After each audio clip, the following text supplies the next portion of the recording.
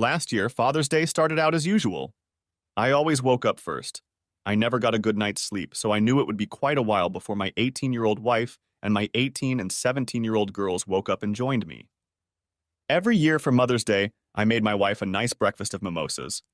For lunch, I would make her a cheese, fruit, and nut plate with a bottle of good white wine. For dinner, I would make her favorite dinner, grilled steak and baked potatoes paired with a good Cabernet Sauvignon. When the girls were younger, they helped with breakfast and the obligatory waiting for mom, but as they got older, I was left alone to pamper them. No big deal. My wife usually reciprocated by cooking me a special breakfast, although on Father's Day I cooked steaks for dinner. So last year on Father's Day, I waited until my wife woke up to make me breakfast, which doesn't happen on any other day of the year. She doesn't know it, but I usually eat something small when I wake up around 6. I would starve to death if I didn't eat until she wakes up around 9, which is early for her on the weekend. When she woke up, she gave me a kiss, wished me a happy Father's Day, and started making a special breakfast for the family. For lunch, we went to a kitschy little cafe with Doctor Who-themed sandwiches, and overall it was a good day.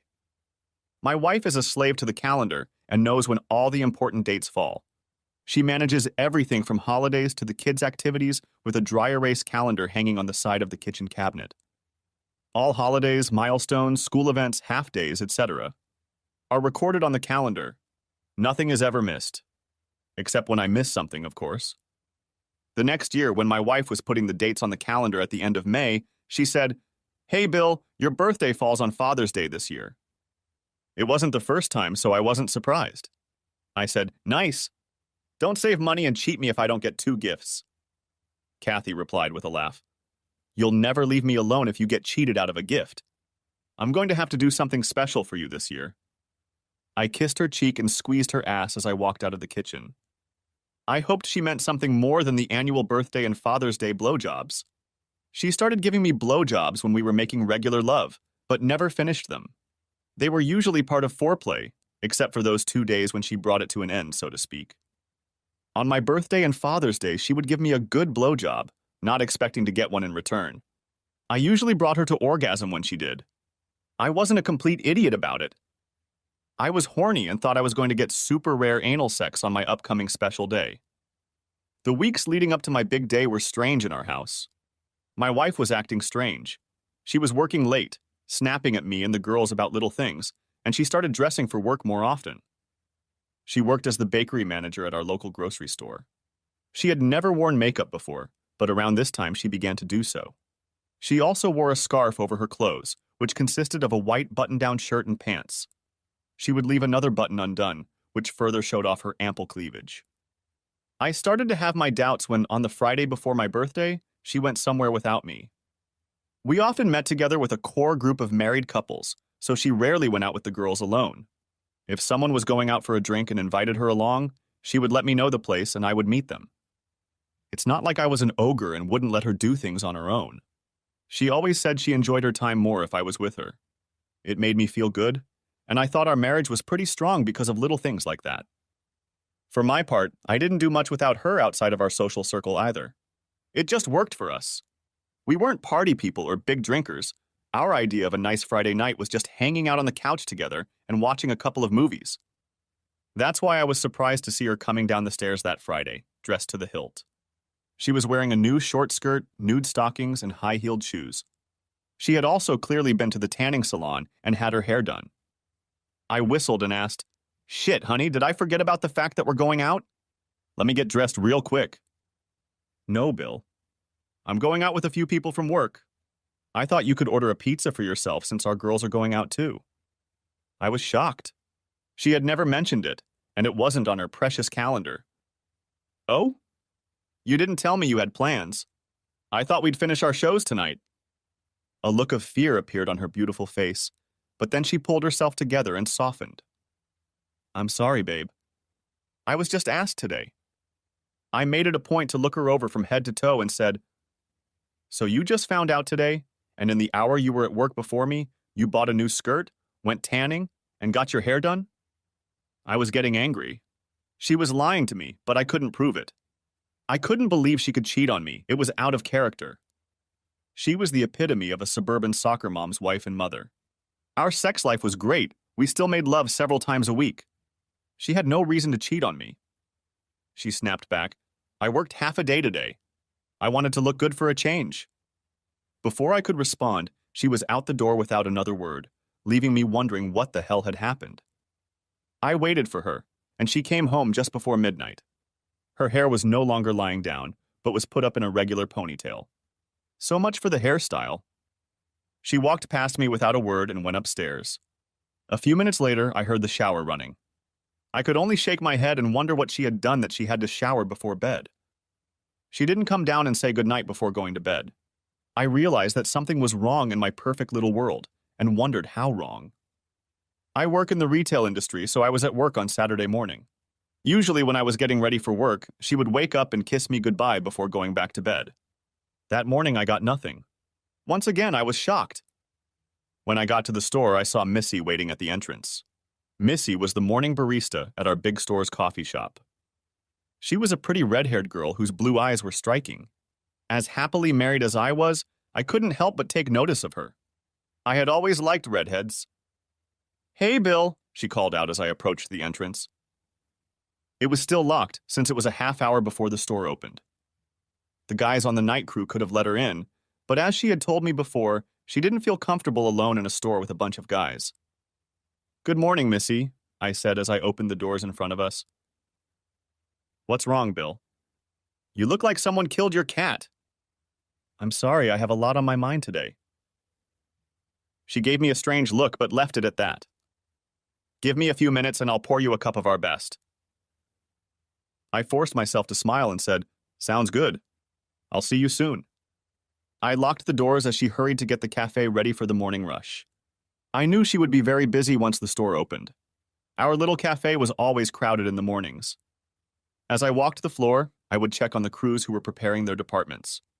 I always went around the departments in the morning. This was not necessary as I had a very good team of department managers, but it gave me a chance to say hello and make small talk. I felt it was important to maintain a good relationship with my team members, and I think they appreciated my efforts.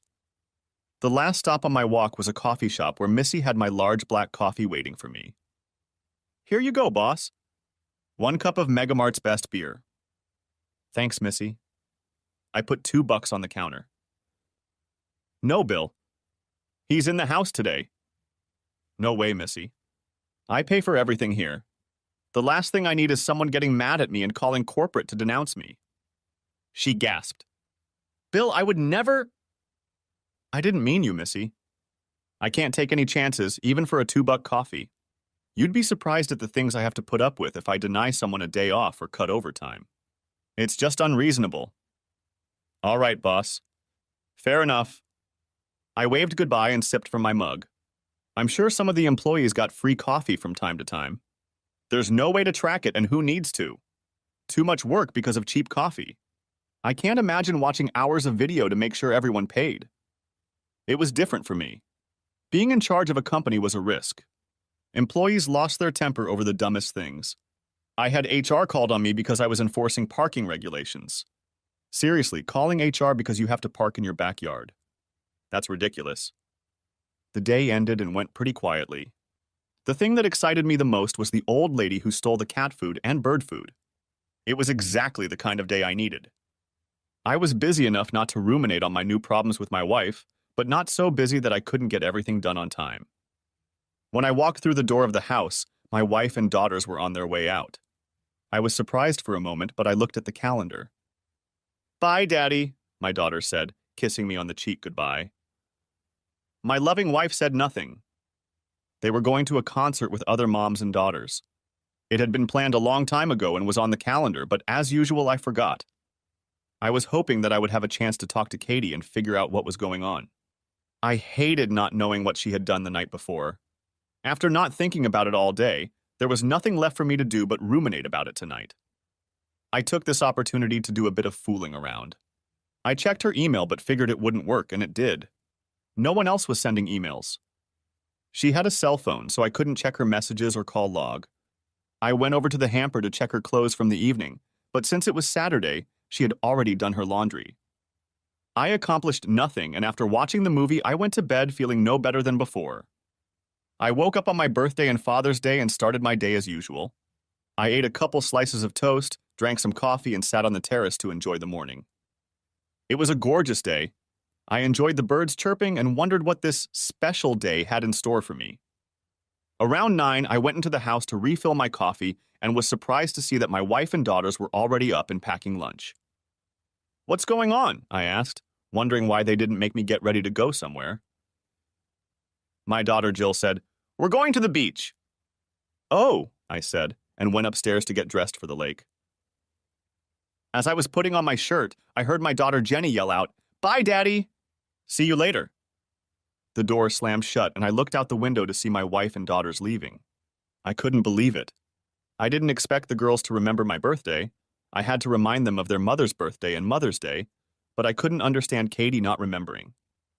I walked down the stairs and heard my cell phone ring. I rushed over there, hoping they understood and were going to tell me they were coming back for me, but no. It was my mom. "Hey, Billy. Happy birthday and Father's Day." "Thank you, Mom." "Kathy has big plans for you guys today?" "No. She took the girls to the beach a few minutes ago." "Really? That's not like her. I'd bet she'd make you a delicious breakfast and make this day special for you." "Yeah, I honestly don't know what's going on right now. She's been acting weird for weeks now." "Well, don't make a fuss. She probably has something special planned for later. I've got to get to church. Love you, Billy." "Love you, Mom." You had to love my mom. She was an eternal optimist, and she loved Kathy as if she were her own flesh and blood. She and Kathy had visited each other regularly since my dad had died a few years before. Kathy wanted to make sure that Mom wasn't too lonely. I was standing there wondering what the hell was going on with my marriage when the phone rang again. It was my assistant, Anne. "Bill, we had an incident at the coffee shop this morning." "What's wrong?" Missy was on the stairs when she was pushed by a customer. "She lost her balance and fell." "Oh my God!" "Is she okay?" They took her to St. Alex's Hospital to get x-rays. "She might have a broken arm or something." "Damn!" "Poor girl. Do you have a shift?" "Yeah, it's all set. I just didn't want you to catch me off guard tomorrow. I'm sorry I bothered you on Father's Day." "Don't worry about it, Anne. Thanks for calling. I was hoping Missy would be okay." I fiddled around the house for a while and, figuring they weren't coming back, headed to IHOP for breakfast. It turned out to be a mistake for my state of mind. The wait was long, and everywhere I looked there were families. Happy families celebrating fathers and grandfathers. I left before I started crying. I made my way through McDonald's and got a big breakfast of coffee and orange juice. The pancakes were surprisingly tasty as I sat in the park and ate with a plastic fork and knife. I looked out at the small lake I used to take my girls boating on when they were little. They loved the water. Whether it was swimming, boating, or even fishing, they loved being on the lake. As they got older and almost went to college, they lost interest in fishing, and looking back, I think they lost interest in spending time with me at all. In those days, all their outings were with their mother. Probably the right thing to do. Shopping for clothes with my father, I'm sure, would have been burdensome for a young girl. At 1 o'clock, there was no word from my wife. I could only assume that there would be no dinner together. I stopped by the Doctor Who cafe and ordered a Reuben. Of course, the name was related to the show, like the Dalek Reuben Revolution or something equally silly. Being a 40-year-old man who has no idea what's cool and what's not, I took a picture and registered on Facebook. I got the usual likes and Happy Father's Day greetings from my friends and acquaintances. Oddly, my mother-in-law commented that she thought I was at the beach with my wife and girls. Apparently, my wife had been posting beach pictures on her Facebook page. I finished my sandwich and headed to a sports bar near my house. I hadn't watched a ball game in a while, so I decided to drown my sorrows in Miller Lite. The bar was crowded, and I wasn't in the mood for it, so I went to the cigar lounge next door and treated myself to a $60 Opus X. Happy birthday to me. I sat down at a table and turned on the Sox game, and a couple guys playing cards invited me to join them. "I'm Bill," I said, introducing myself to the older gentleman. "I'm Lance, and this is my brother Jerry. It's nice to meet you both." They finished their hand and dealt me in their little 5-card game.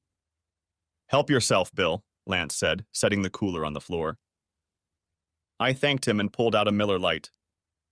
No kids? Or is the ex having them with a new man? Asked Jerry with a smirk. I frowned and said, My wife and the girls are at the beach. They don't seem to know what day it is. Sucks, Lance added. I don't see my boys much. Both are serving? Jerry nodded and said, My daughter lives in California. My grandson Charlie just turned 2 years old. I'm going there next week. That's great, I said. When my girls turned 17 and 18, I was starting to miss the little ones running around. They both nodded understandingly. After some time of small talk, we somehow got back to the subject of my wife. Do you think she really forgot, or is she avoiding you on purpose? Asked Jerry. It was a great question that I've been pondering as well. I told them about the last few weeks, up until Friday's problems, and they shook their heads. She's cheating on you, Lance said. Jerry nodded in agreement. I can't believe it, I said. But as soon as he said it, I realized it was the only explanation that made sense, and I tried to believe it wasn't true. Look, Bill, Lance said. I've been through this before. The changes in behavior, the sudden night out in slut clothes, the disrespect. I've been through it, buddy. My wife fucked a coworker a couple times, and when I found out about it, I divorced her. Biggest mistake of my life. What? Snapped back at me. She cheated on you. How is divorcing her a mistake? In my opinion, there were no excuses. Treason is the end of a marriage, plain and simple. Period. End of story. Bill, I was broke for 5 years paying her child support and alimony. I missed her every damn day, loving her across town in my lonely apartment while she was alone in my house. She may have cheated on me, but at that moment I was too arrogant to forgive her. It's been 7 years, but we got back together after I pulled my head out of my ass. We're happy now. Jesus, I said. Giving her body to another man is the biggest insult and disrespect my wife is capable of. If what you say is true and she's having an affair, then she's either so involved with her lover that she's forgotten my birthday, or she's purposely blowing me off. Either of those options is unacceptable. Lance shook his head. Bill, trust me. If you really love her, find a way to forgive her. You'll be better off in the long run.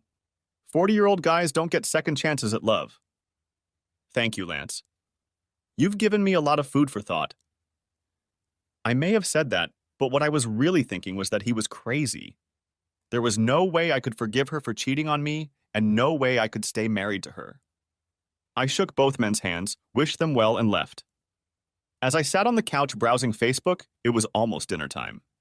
I saw my daughter's and wife's posts with pictures of their happy day and was saddened even more. Screw it, thought I. I needed to man up and stop acting like a lost child. My wife forgot my birthday. It happens. She forgot Father's Day. What's the difference? What mattered was that I was sure she had cheated on me on Friday night, and probably many times in the previous weeks she had acted strangely. Having her rub it in my face was supposed to be her ultimate goal. Well, she finished it well. It was time to get ready for the rest of my life. I decided to go out to dinner at my favorite restaurant. I knew it would be a long wait, and that was okay. I didn't have anything to do. So I took a shower, put on my sport coat and slacks, and went to get a steak. I was sitting at the bar of a steakhouse waiting for a table when an older man sat down in the empty seat next to me. He saw my bottle of champagne with one glass and frowned. Fortunately, he didn't say anything, just ordered a martini. As the bartender was filling my glass, the man apparently couldn't resist asking, "Are you celebrating alone, or am I taking someone else's place?" "No," I said, "it's okay. I'm alone here." He nodded and took a sip. He must have been in sales because he couldn't sit still. He said, "Yes, I'm waiting for my 3 generations of red rage. My wife is helping my daughter who broke her arm today. I guess she doesn't take well to having to do everything with her left hand." He laughed and continued, "You just don't expect your grown children to break bones. I thought those days were behind us." I agreed with his opinion and nodded. Looks like I'll be cooking on my own for a few weeks. My wife will have to take care of Missy and Mia and leave me alone. I popped my head up. "What did you say?" Before he could answer, a little girl shouted from across the room, "Grandpa!" and rushed across the crowded bar. the little ball of red curls jumped into his lap and showered the man with hugs and kisses. A moment later, I heard, "Bill!" I turned and saw Missy, and who I assumed was her mother, standing next to me. Her mother was a perfect portrait of her. Except for a few wrinkles around her eyes, they looked exactly alike. "Hey, Missy. How's your arm?" "It's okay. I'm on strong painkillers, so I don't feel anything special. It hurt like hell when they put it in, though." Missy introduced me to her parents, Jack and Mary, and then to her adorable little girl, Mia. "Where's your wife, Bill?" she asked. "I don't know. She took my girls to the beach this morning, and I haven't heard from them all day." "Really? On Father's Day?" "Worse, it's also my birthday today." "Oh my God! She blew you off on your best day of the year? What's her problem?" I didn't want to get into it and say more than I should, so I shrugged. "Well, forget about her." "You have to join us," Mary said firmly. I realized what Jack meant by his red rage. "I don't—" "Forget about it, Bill. You don't want them to militia on you. It's not nice," Jack said with a chuckle, indicative of his years of experience militiaing on them. "But it's your day, Jack." "I don't want to interfere." "Bullshit," he said. "This is our day." "Grandpa, you said—" "I know, Pumpkin. I said a bad word. Grandma will punish me later." "Daddy!" He winked at me as their table's buzzer sounded. "Pay up, Bill, and meet me at our table." "No payoff." He said it in the tone of a drill instructor. He tossed a 20 on the counter and left. "I'm sorry, Bill. My parents can be thick-headed." "Don't worry, Missy. I suppose it's better than eating alone." Conversation over dinner was light. Bill and I told stories about our daughters growing up, and Mia asked lots of questions. She kept giggling at the awkward stories about her mom as a child.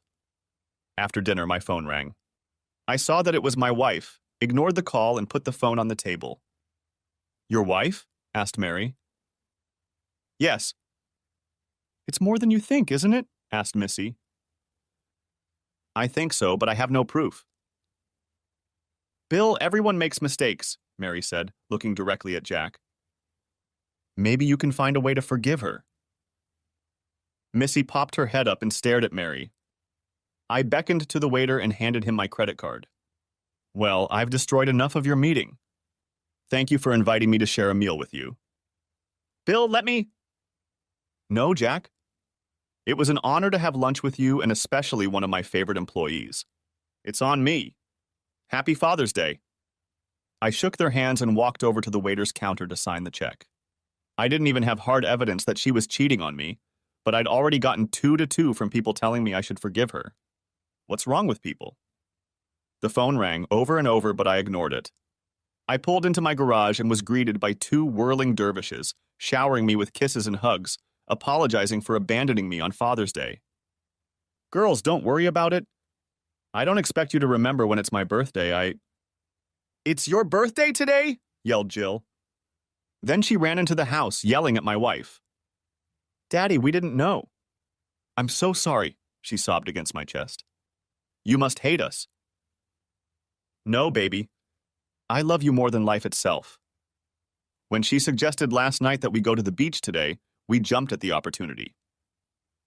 "We didn't think—" "Baby, it's all right. Don't worry about it. I'm not mad at you." I didn't tell her I was mad at her mother, but that was my problem, not my daughter's. "Let's go inside." I walked through the kitchen, ignoring my wife crying and being scolded by my daughters, and went upstairs to change. Putting on shorts and a t-shirt, I returned to the war zone and found my wife sobbing alone. "I'm sorry," she muttered. I shook my head and went out on the deck with a beer and a cigar. It was a beautiful night, and I was enjoying the quiet, thinking about work instead of my wife, when the sliding door opened. "Bill, "What's his name?" I asked, interrupting her. I didn't look at her, and she didn't go any farther out on the deck. "Bill." "What's his name?" "The man you had sex with on Friday." My anger was building. I heard the door close, but she didn't come out. She didn't deny it. That's when I realized I was going to see a divorce lawyer soon. Almost 20 years of marriage gone. What a stupid woman I'd married. At this point, I started thinking the worst. How long had she been cheating? Was he her first? Did I know him? Were these girls even mine? It's amazing what negative thoughts come into your head when you're treated so badly. I decided to request a paternity test for the girls as part of the divorce. It would not only be for my peace of mind, but also for Katie's embarrassment. I spent the rest of the night researching divorce laws online and then fell asleep on the couch. That's how I spent my birthday. I woke up at 5 in the morning. I found Katie in my bedroom, sound asleep, curled around her pillow. The funny thing was that she looked peaceful, unlike how poorly I had slept. Her body was naked and her ass was showing in her panties. She was so beautiful, too bad she wasn't mine anymore. I would have missed her body. I grabbed what I needed and took a quick shower. I managed to escape without waking her, but Jill was waiting for me in the hallway. "How bad is it, Dad?" I sighed. "This is as bad as it can get." "Can you forgive her?" "I mean, it's just one day's oblivion." "Honey, she didn't just forget my birthday or Father's Day. She cheated on me." She sighed. "No, Daddy. She wouldn't. She had to do it, but I won't accept it. Think about it. The last few weeks she's been acting strange. Friday night, after getting a tan and getting her hair done, she went out dressed like a whore. That was definitely not for me." She shook her head. "Babe, she avoided me all day Saturday and Sunday. She clearly had either guilt or hatred for me and didn't want to be around me at all. When has she ever taken you to the beach without me? It's always a family excursion. What if it's not an affair? What if it was just a one-time thing? Can't you forgive her for one time?" "I doubt that's true, honey, but look at all her actions. For once this weekend, has she acted like she loves me? Daddy, you didn't see the look on her face when Grandma called her to ask why she didn't call Grandpa to wish him a happy Father's Day. She dropped the phone and yelled, 'No!' So loud we thought Grandpa was having a heart attack or something. He's okay, Dad." Mom sobbed on her knees until we lifted her up and sat her on the couch. She kept saying over and over that she loved you. Honestly, Jenny wanted to call an ambulance for her. She thought she was going to have a breakdown. We calmed her down and managed to get her to call you. "Jill, I don't know what you want me to say. She doesn't love me. You can't cheat on your spouse and love your spouse. That's not an act of love, that's selfishness. Love must be selfless. When she became intimate with another man, she discarded me." She hugged me and cried. "I'm going to assume it wasn't some random guy she picked up at a bar. She must have flirted or accepted his flirting with her. There must have been intimate touching, perhaps kissing and caressing, all of which preceded her first sex with him. All of these actions leading up to sex are a betrayal to your spouse. You can't be in love with someone and show someone else intimate affection. Please don't divorce her. I have to go to work. I'll talk to you later." She walked into Jenny's room. I'll be sure to tell her about what we talked about. There would be no more secrets in our family. I wondered how much longer we would be a family. I knew Kathy would be too busy at work to try to call or text me, so I was calm most of the day. The only thing that made the day not quite normal was filling out the corporate forms related to Missy's accident.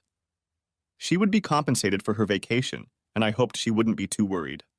I didn't know anything about her personal life, except that she wasn't married. She came in to sign the forms and fill out the accident report. I wrote it for her, as she is not good with her left hand, and she signed it. "How are things at home?" she asked. "Not really." She didn't deny it when I told her about her affair. "Shit, Bill. I'm sorry. I'm sure you don't want to know my life story, but I understand how you feel. My ex-husband cheated on me while I was pregnant. I kicked him out before my daughter was born. My mom was furious. She basically called me a throwaway." "Jesus." "I thought it was weird when your mom mentioned last night that she forgave my wife. She was looking right at your father when she said that." "Yeah, I noticed that too. I'm not sure who exactly, but it makes me think one of them was cheating." "I'm sorry." "You shouldn't. They seem happy, so they're free to live as they please. I prefer never to trust a liar." "Me too," I said firmly. Kathy wasn't home when I got home from work. She was probably having sex with her stud, and I was pissed. I got back in the car and drove the 2 miles to her grocery store. I saw her car in the parking lot, and to my surprise, I saw her sitting in it with a young man. When I stopped in front of her car, she noticed me, and I saw her yell, "No!" She opened the door, but I had time to leave. If she was going to cheat on me, he could have taken her. I'm done. I drove home and ran upstairs to pack. I planned to stay in a hotel until I found an apartment. Before I knew it, Jenny and Jill were crying and begging me to stay. Sorry, girls, but your mom was just about to cheat on me when I caught her. She was in the car with some guy when I pulled up beside her. Dad, this has to be a mistake. Girls, I know what I saw. She had a man in her car. Why would she stay after work and have a man in her car if she wasn't going to take him somewhere? She can't say they were just having lunch. There is no innocent explanation for her sitting in the back parking lot after work with a man in her car. Daddy, please don't break up our family, Jenny sobbed. Honey, your mother ruined our family. It's not my fault. I hugged them and kissed their cheeks. I love you girls. I'll be in touch every day. I left them crying in the bedroom and went to the garage. As I drove out of the garage, I was almost hit by Katie, speeding away. I shook my head and drove on. The next week was nothing short of pure hell. I refused to take my wife's calls, and for the first 3 days she called me every hour on the hour. She must have taken a week's vacation because she couldn't call from the shop floor and had to be on the job site all day. She left countless messages begging me to call her. I deleted every one of them. After those 3 days, my mother, mother-in-law, both daughters, and Kathy's sister begged me to talk to her. They all said it wasn't as bad as I thought, but every time I asked them if she had cheated on me, they wouldn't answer.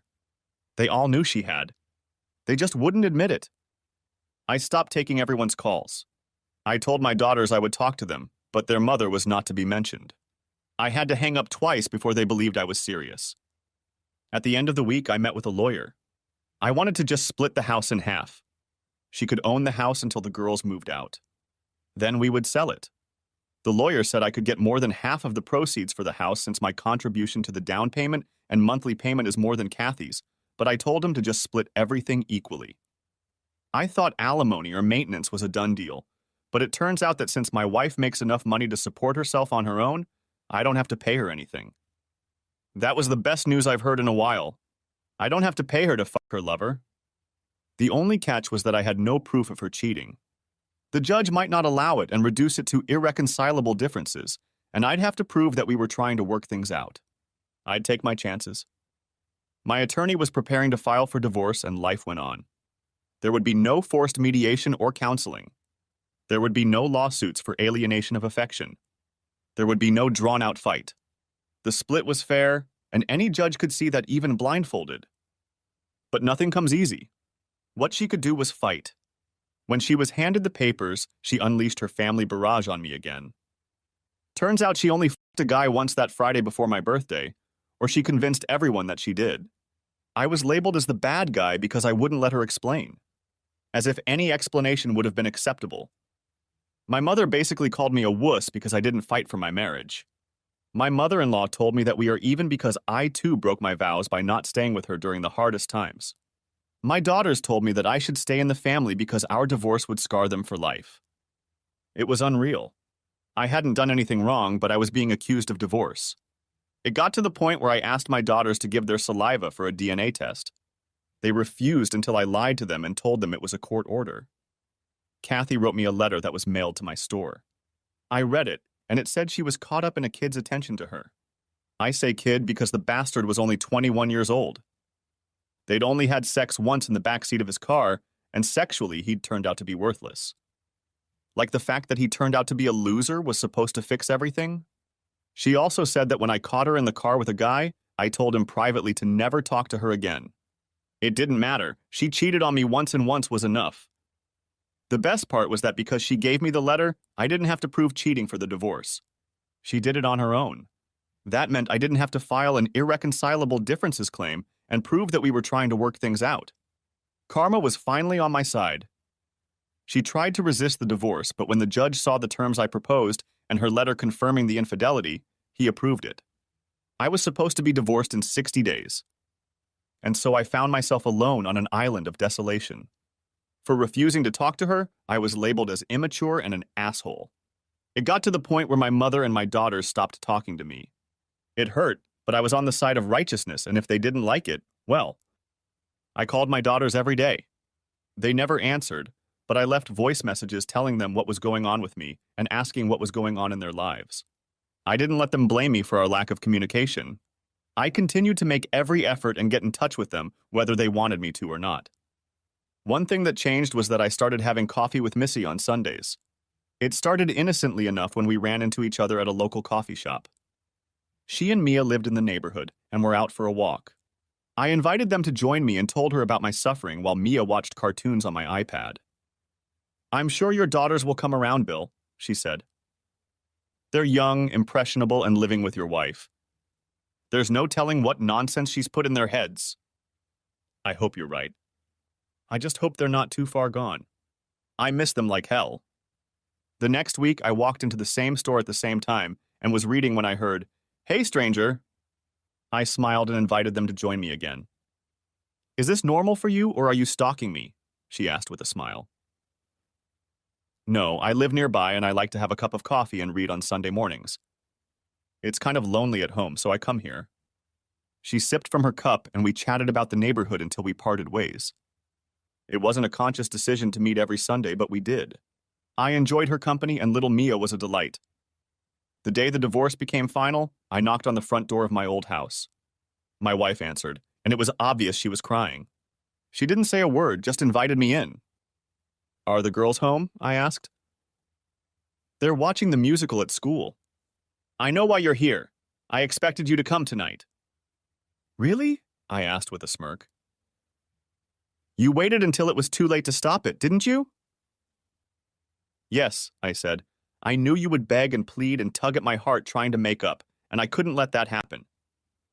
You broke my heart, and there's no way I'm forgiving you." "Damn it, Bill. It was one time. One bad mistake. Why couldn't you forgive me? Why couldn't you find a way to stay with me? Didn't you love me as much as I loved you all those years ago?" I laughed. "Did you love me when you flirted with your douche? Did you love me when you avoided me all weekend and left me alone on my birthday? If that's your idea of love, you're beyond help."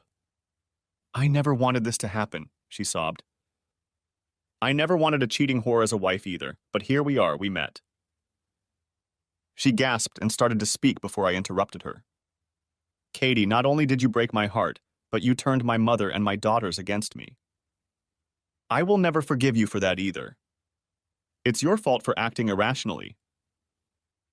I got angry and said, "If you don't make my mother and my daughters apologize to me and make things right, I will tell every man you date that you are a cheating whore. I will try to ruin every relationship you have in the future because you ruined mine. I don't need anyone else." "Wrong answer. I guess I'll have to find other ways to hurt you and embarrass you." I got up to leave and she grabbed my arm. "It's not my fault." "You can't blame me." "Oh no? Did I cheat on you?" "I don't think so." "You know what's really disgusting? You allow your daughters to grow up believing that cheating on their husbands is acceptable. Because of your behavior, they'll go into adulthood assuming you're a saint and I'm a sinner, and it's okay because it was a one-time thing." Well, f it. I'm not going to go down because some asshole made you feel sexy. I pulled her hand away from mine and said, "Rotten hell for leaving our marriage. Just having sex with you, whore." I left her crying and wasn't upset about it. A few weeks later, Missy knocked on my office door. "Got a second, Bill?" "Sure, come on in." I frowned as she closed the door, expecting something bad to happen now. "Bill, does the company have a rule against dating other employees?" I hated it when she asked me that. I was hoping I'd be able to ask her out. Looks like I was too late. "No. We have a strict sexual harassment policy. This policy protects just about anything that can be damaged by a failed relationship between coworkers, and if two people can't work together after a breakup, it's their fault, not the company's." "Good. That's exactly what I was hoping for," she said, placing a folded piece of paper on my desk. "What's that?" I asked. "My address and phone number. I look forward to seeing you tomorrow night for dinner. Mia will be joining us." I smiled and agreed. Good. You're a good man, Bill. You deserve to be happy, and I want to give you a second chance at happiness. She popped out of my office with a cute spring in her step, and I looked forward to our dinner. Hey, it's Dad. I hope you and your sister are doing well. Business as usual in my world, except a woman at work asked me out to dinner. Well, anyway, I love you and miss you. Please call me soon. Bye. I knew this message would cause some problems, but I didn't care. I needed to move on, and I was glad to see that Missy had taken over, as she had before. Missy was a beautiful woman with an even more beautiful character. Her daughter was very well developed and adorable, and I had already met her parents. I felt like I was finally ahead of the curve. Only 15 minutes had passed when Katie texted me, "I can't believe you're already dating. You're a real bastard." I laughed when I read this. I never realized how delusional she was. To think that I would sit there and worry about her was insane. Maybe some guys would mourn the loss of their marriage at the hands of a cheating wife, but that wasn't me. At 41, I was young enough to find love again. Hell, I was young enough to have more kids if I wanted to. That was worth thinking about. Missy was in her early 30s. She might want to have more kids. I knew it was too early for such thoughts, but as a single mom, these things were probably high on Missy's list of potential suitors. I'm sure she was looking for a husband, not a toy. Though I certainly didn't mind being her toy. I hadn't gotten laid in months. The next evening, I showered and shaved after work and dressed casually. Looking in the mirror, I didn't mind what I saw. I was in good shape with no extra wheels or love handles. I had a full head of brown hair that had yet to show gray. I had a great job that paid well and had money in the bank. I considered myself a pretty good catch for any woman, let alone a young one like Missy. That's when I realized I had no idea how to date someone. When you are married, you are always together and know everything about each other. There was no problem holding hands or kissing. When you came home after a night out, you knew sex was just around the corner. The status quo was comfortable. Oh my God! I had to relearn how to have sex. I knew every point on my ex-wife's body that gave her pleasure. I just had to hope that the next woman I had sex with liked the same thing, or at least had a good relationship with her. I was afraid I wasn't ready to date and regretted getting into the dating scene so quickly.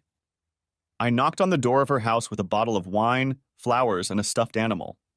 I decided it wouldn't hurt to gain Mia's favor. When she opened the door, I was shocked by what I saw. Her curly red hair was loose around her shoulders, and she was wearing the perfect amount of makeup. She was wearing a roomy sundress that came down about 4 inches above her knees, showing off her beautiful legs. She was barefoot, and her toes were painted a hot pink color to match her fingernails. She laughed and asked, "Do I pass the test?" "God, yes," I said, before I could take back my words. She laughed even harder and took the flowers and wine from me. "Mia is watching TV. Go tell her hello. She'll love the bear." She left for the kitchen and I knelt down next to Mia. "Hi, sweetie. I brought you a bear cub." She looked at me apprehensively and then lit up the room with her smile. She held out her hands for the bear and ran to show it to Missy as soon as she picked it up.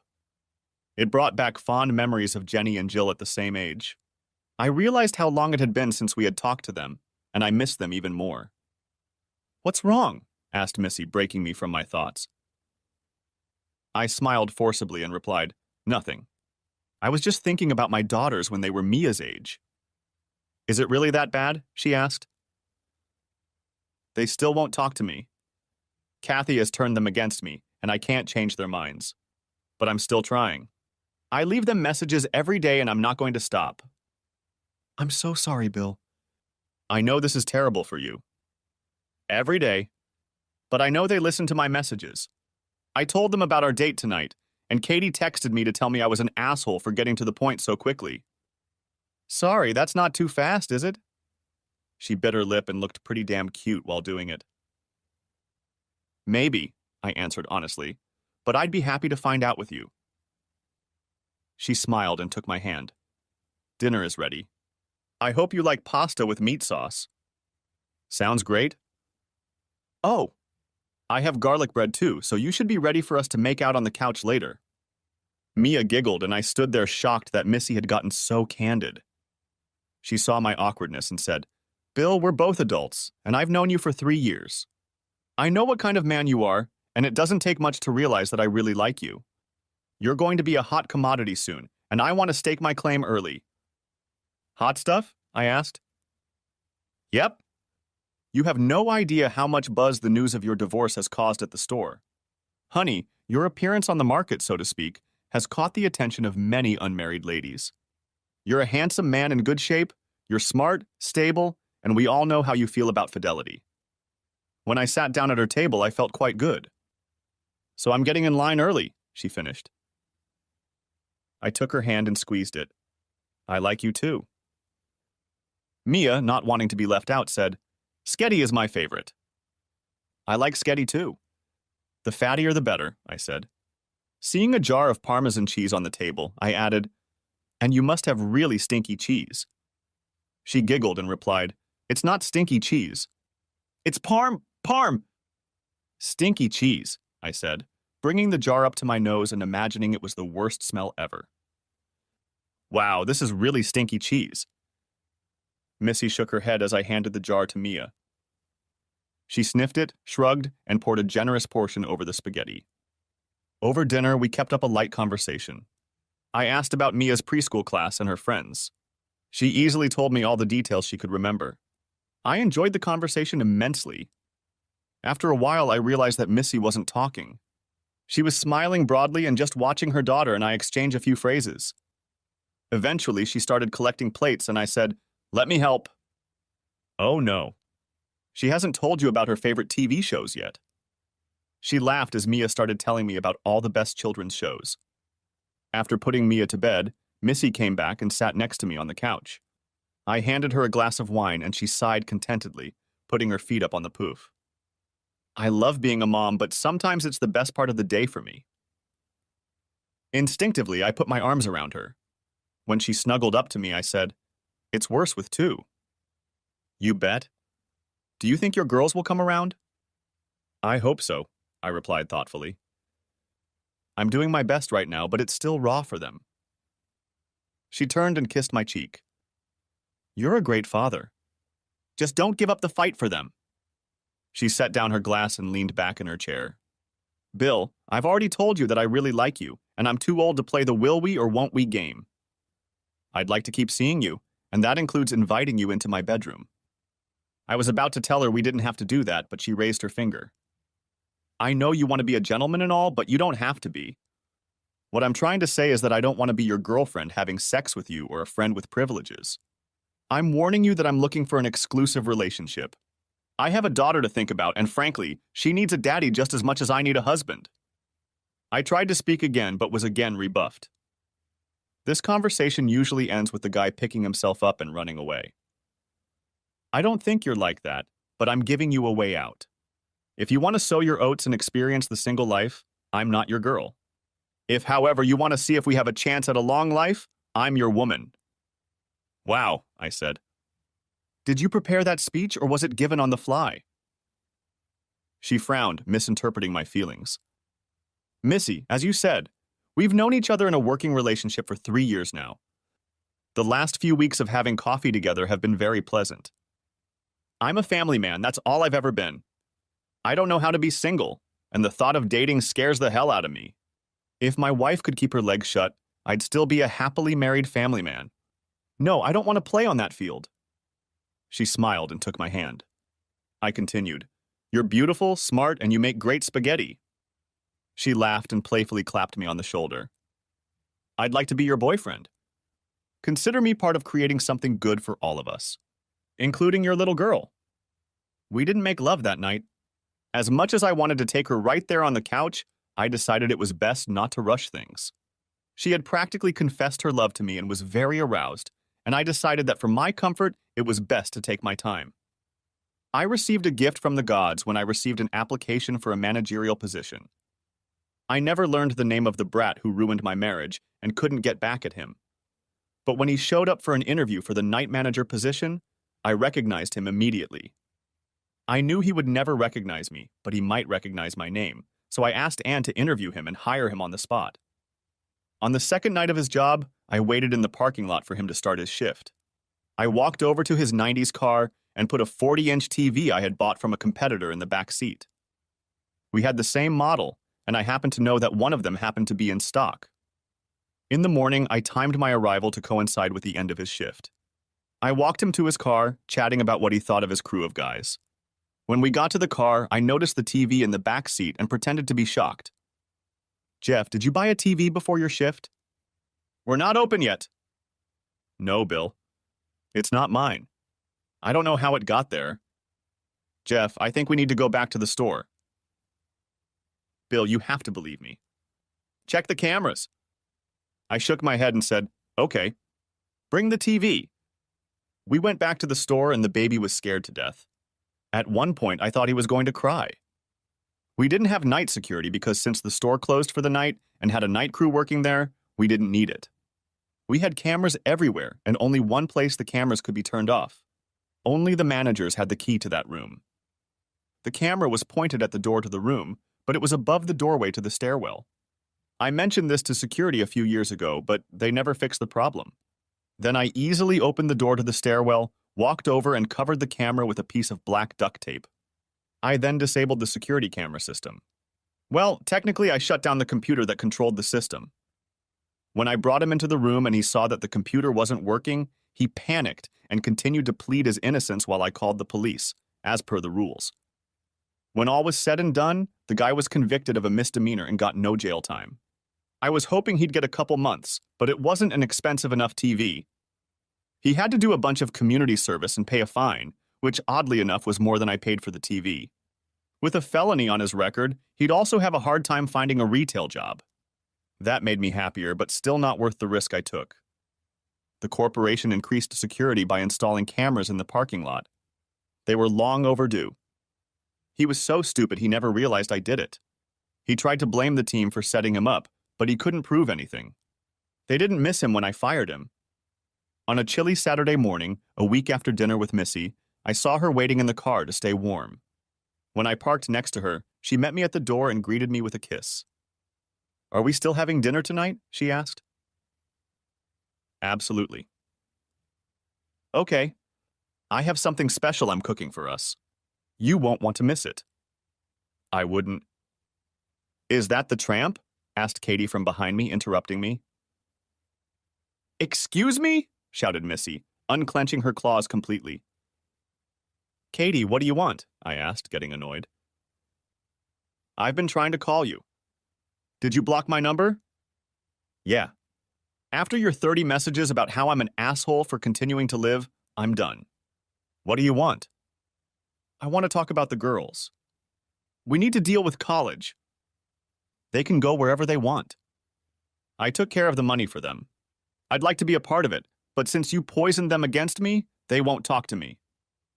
They're afraid you won't pay your tuition. Of course I'll pay for it. I still love them, even though because you can't keep your legs closed, I lost them in the divorce. Missy laughed. Katie glared at her and said, It's not my fault you couldn't forgive me for one slip-up. Oh? One slip-up? It was only once because you weren't tactful. I dealt with you right away. It doesn't matter. You should still be my husband. We should still be a family.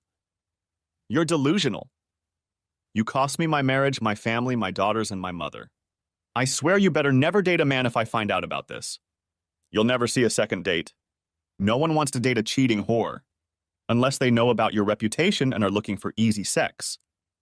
I turned and walked toward the store. I heard yelling behind me, and when I turned around, I saw that Missy had Katie pinned against the car, jabbing her finger in her face. Stay away from my man, bitch. You threw him away and I picked him up. I ran up and pulled her away. Stop it, Missy. She's not worth this kind of trouble. You heard me, bitch, shouted Katie, and turned and walked toward the store. Please go away, Katie. It's over between us and it's your fault. Yours and yours alone. I left her sobbing by the car. I caught up with my panting Missy and took her hand. She looked up and smiled at me, slowing down. I'm sorry, Bill. I guess I was being too territorial. Oh no! I like it when women fight over me in the parking lot. It's great for my ego. We laughed and went inside to get some work done. Later that morning, my mom called me. When I answered, she mumbled, Billy, She didn't finish, and I heard a knock, but the call didn't end. I hung up and called back, but there was no answer. I called 911 to have them send an ambulance to her, but was told the call had already come from her house. I feared the worst and asked Anne to cover for me since I had to go.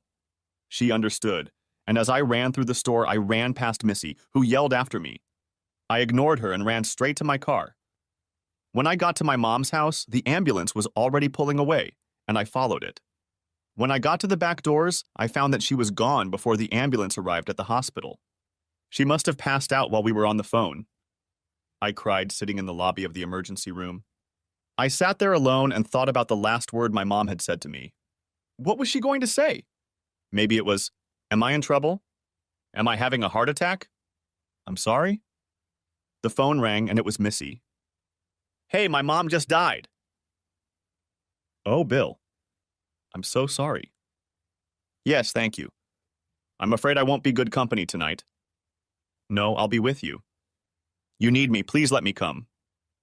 "Okay, yes," I said. I didn't want to be alone, and I was glad she'd agreed to be with me. "I'm on my way home. I'll meet you there after you get out." "Okay. I'll see you soon." I finished talking and went to my car. Instead of driving home, I drove to my old house. I needed to tell my girls, whether they wanted to see me or not. As I pulled up to the house, I saw both girls' cars in the driveway and sighed. I had never imagined that the first words we would say to each other would be such news. I didn't care that I didn't live there anymore. I entered the code into the garage door opener and stepped inside. Kathy's car wasn't there, and I was glad for that. I don't think I was in the right state of mind to see her. The living room and kitchen were empty, so I went upstairs to the bedrooms. "Daddy!" yelled Jill as I walked into her room. "What do you want?" shouted Jenny, coming in after me. "Did you come to beg?" "Well, you can go to—" "Grandma had a heart attack and died this morning," I said, interrupting her. They both gasped. "I just thought I should tell you this in person. Now I'm going to hell." I walked out and closed the door behind me. I heard Jenny yell for me to wait, but I ran to my car and drove away. I went to the little lake where I spent so much happy time with the girls. It was too cold for boats, but the water was starting to thaw and was very calm.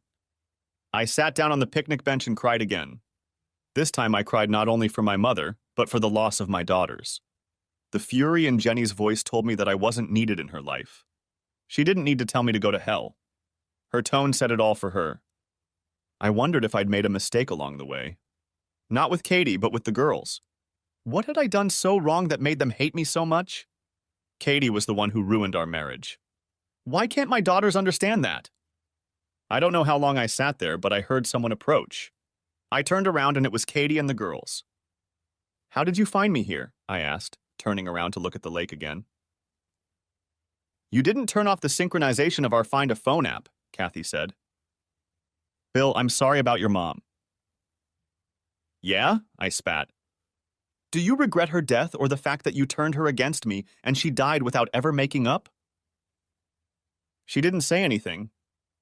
"Leave me alone, I can't deal with your shit right now," I continued. "I'll never forgive you for what you did to me." The last time we talked, she told me she wouldn't talk to me again until I came to my senses and backed out of the divorce. She didn't even say she loved me when she hung up on me. "I'm so sorry, Bill. For everything." I heard her leave and Jenny said, "Dad, we're sorry too. Please forgive us for being bitches." I turned around and they both rushed over to hug me. We cried in each other's arms for what seemed like an eternity. It's not my fault, girls. Why can't you realize that what your mother did is the reason we're no longer together? "We're sorry, Dad," Jill said. "We just thought you should forgive her." "She loves you, it's so obvious." "Not enough to keep me faithful, Jill." "I'm sorry, girls. I'm so sorry." We hugged again while Kathy watched from the warm car. "Girls, I need you so much. You'll be leaving for college soon, and I'm going to miss you. We're wasting so much time." "We get it, Daddy," Jenny said. "We're not going to shut you out anymore," Jill added. "I wish your grandmother had a chance to do the same." "Daddy, can we come with you?" "We haven't seen your new house yet. Maybe we could get a pizza." "Sure, tell your mom and let's go."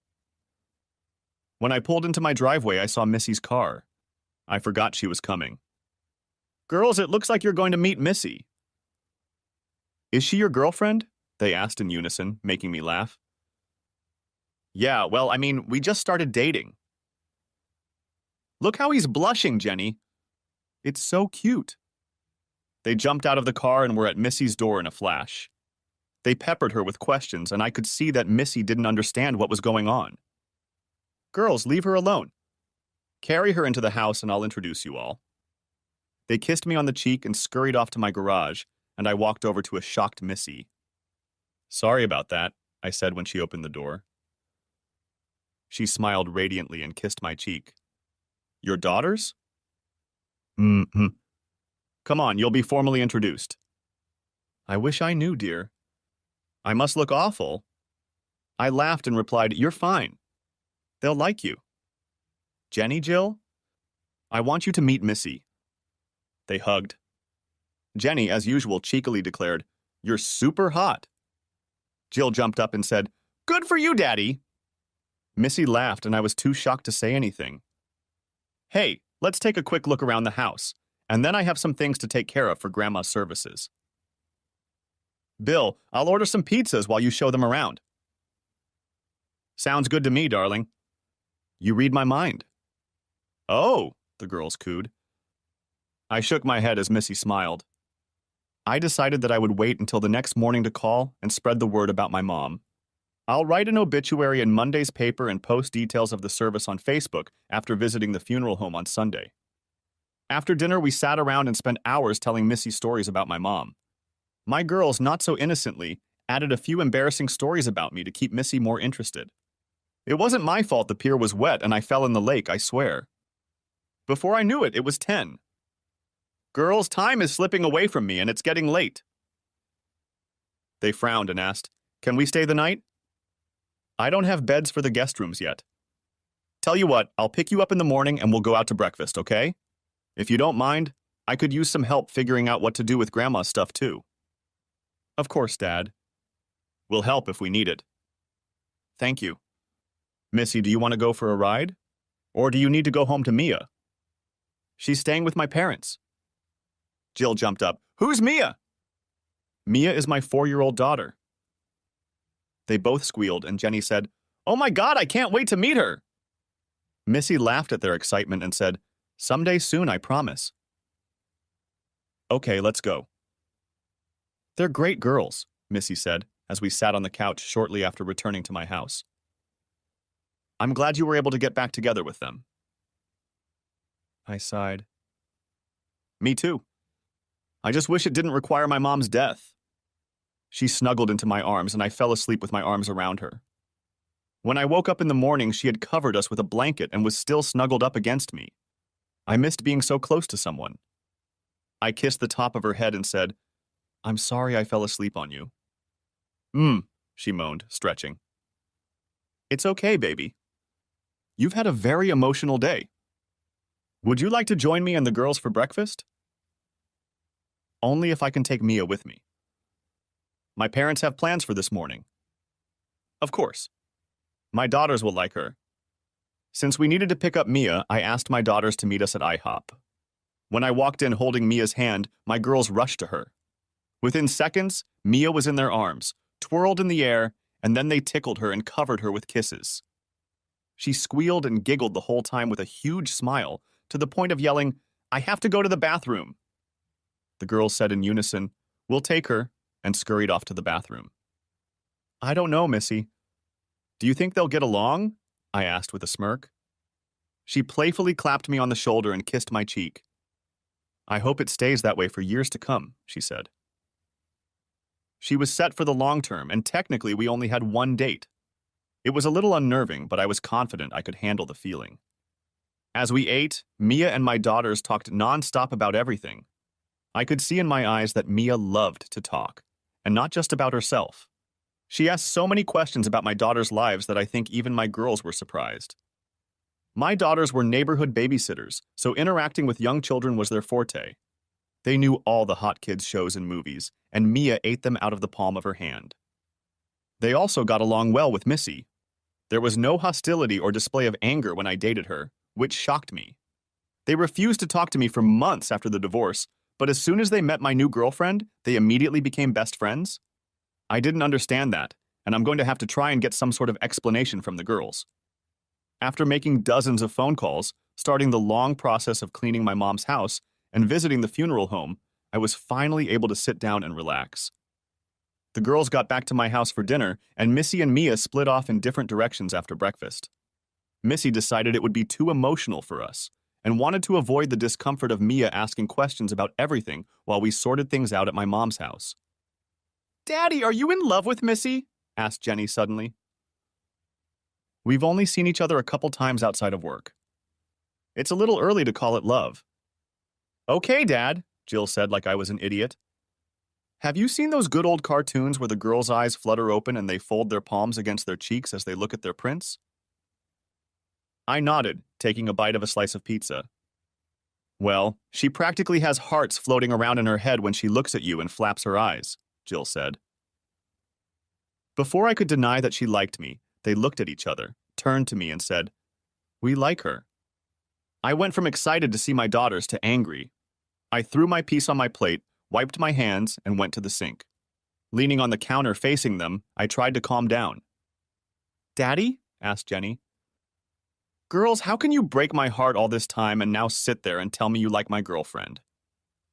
What have I done to you to make you think it's okay to shut me out? Ignore me? Tell me to go to hell when I see you for the first time in my life? What did I do? Do you know how many times I cried after leaving you a message I knew you didn't care to receive? Mom made us." "What?" shouted I. Jill replied, "It all started when my mom told us, if you think you're losing us, come back to her and we'll be a family again. We are so sorry." I turned around and Jenny, seeing a tear on my cheek, rushed to hug me. "Dad, we're sorry. After it didn't work, she told us that you left us and weren't going to pay for college because we wanted you to stay with her. She told us that the messages you left were just a ploy you used in the divorce to make it seem like you were the good guy to please the judge. And you believed that. Dad, how would you react sitting with her day after day and hearing her defend her one-time mistake against 20 years of love? We thought you were being unreasonable." "What about me? Would you let your boyfriend cheat on you?" I didn't get an answer. "Where does the border run?" I asked decisively. "Once? 2? 5? Answer me!" They started crying and we hugged. Their hugs immediately calmed me down and I felt awful. "I'm sorry, girls. I missed you guys so much."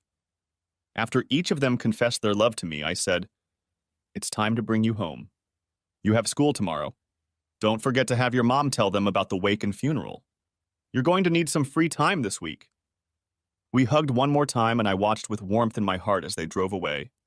I looked up at the sky and said, "You didn't have to go to bring the girls back to me, Mom, but thank you. I'll miss you." Wakes are hard for me because I always felt uncomfortable sitting in a room with a dead body. My mom's wake was especially hard. Throughout the day, I walked over to the casket several times and looked at her.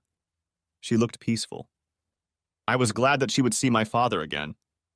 A few years before, he had died of cancer. He wanted a different kind of funeral without a wake. He, like me, thought it was strange for people to interact with a corpse. Mom had it all planned out. I guess you get older when you think about things like that. She'd even picked out the casket. All I had to do was set a time and day and take care of the small details of setting up the room and the service. I was glad she had done that. I was standing at the front of the room talking to one of her friends when Katie and my girls walked in. My daughters greeted me with warm, tear-filled hugs, and Katie gratefully left me alone. After saying the prayer, Kathy put something in the casket and went to the back of the room where she sat alone. I looked to see what she had put in there, and it was a picture of Kathy and me hugging my mom. She was holding each of our babies in her arms, and a smile a mile wide shone on her face. I picked up the photograph she had hidden away and reverently placed it next to her hands. It was the first time I cried that day. Later, the priest wanted to begin the prayer service. Kathy never left her seat at the back of the room. She engaged everyone. You can't be a family member for as long as she was married and not recognize people, and they all loved her. The protocol was for the immediate family to sit in the front row of chairs. My girls sat on my right and Misty on my left. but that felt wrong. I stood up and turned around. I saw Katie, who was still standing in the back of the room, wiping tears from her eyes. It didn't seem right to me. My mom wouldn't have wanted this. Kathy was as much a daughter to her as she was a wife to me. I walked to the back of the hall. When everyone was sitting and waiting for the service to begin, they noticed me and started following me. I held out my hand to Katie. "Come here to me. You don't need to hide here." She started sobbing and hugged me. Letting go of me, she whispered, "Thank you." We walked to the front of the hall, and my Uncle John gave her his seat, which was next to my daughter. "You're a good man, Bill," Missy whispered, kissing my cheek. It was the strangest feeling of my life, holding Missy's hand when my ex-wife was only a few feet away from me. I prayed that I wouldn't regret it later and have a problem with them. As we were wrapping up the day, I was saying goodbye to the last of the visitors when Kathy came up to me. With Missy next to me, I wondered how Katie would behave. I hoped she wouldn't start a fight out of respect for my mother. "Bill, thank you for inviting me into the family today.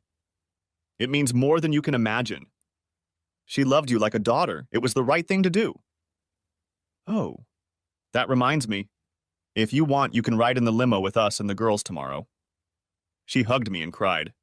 I felt Missy's hand on my waist, and I was afraid a fight was coming. "Well," Katie said, breaking the embrace, "if you don't want anything from me, I'll go home." I shook my head negatively, and she smiled briefly at Missy. "I'm glad you're here for him. You may not know it, but he was a mama's boy. It's going to be really hard on him soon that she's gone." With those words, she turned and left the room. Missy hugged me from all sides and said, "Let's get you home." I threw my keys in my locker and made my way to the kitchen, glad the day was over. Missy was sitting at the table, accepting a cold beer from me. "I think things with Kathy went better than you expected." "You handled it well," she said as I enjoyed my cold Sam Adams. "Yeah, I'm glad. I was really expecting her to start something with you." "Well, I'm sure the girls helped with that. We just need to get through tomorrow and we'll be fine." I hoped she was right. I don't know why I got the uneasy feeling that Katie wouldn't be able to handle dealing with Missy.